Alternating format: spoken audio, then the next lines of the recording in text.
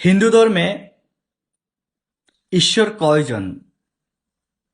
হিন্দুরা কি এক ঈশ্বরবাদী নয়?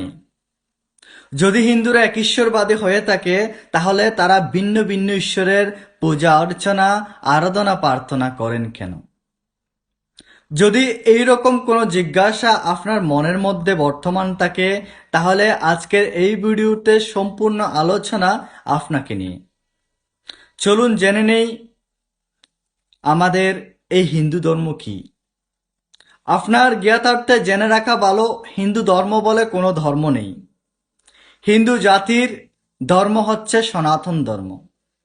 এই সনাতন ধর্মে ঈশ্বর একজন, তিনি নিরাকার এবং প্রয়োজনে সাকার।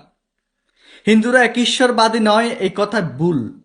কারণ হিন্দুরা এক ঈশ্বরবাদী, একম অদ্বিতীয়ম, ঈশ্বর এক এবং অদ্বিতীয়।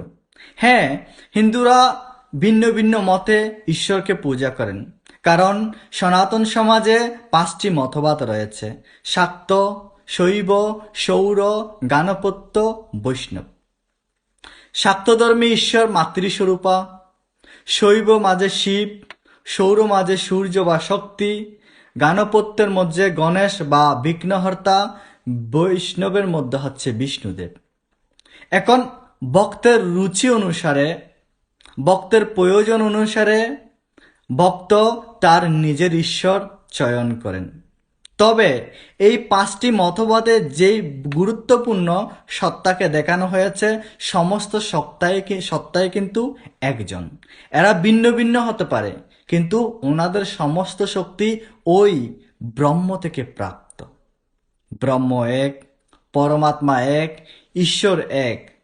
সেই ঈশ্বরের থেকে যে শক্তি প্রাপ্ত হয়, সেই সমস্ত শক্তি হচ্ছে এদের মধ্যে বর্তমান থাকে। হ্যাঁ, সনাতনী সন্তানগণ, বিভ্রান্ত হবেন না। আমরা বিচলিত হই না।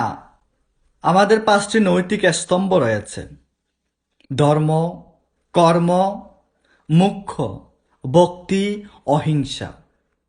এই নৈতিক স্তম্ভে আমরা সর্বদা স্থির থেকে নিজেকে ওই পরম ঈশ্বরকে জানার যে পথ, সেই পথে পরিচালিত করব, এই আশা রাখবো আমি এবং আপনাদের কাছে। নমস্কার।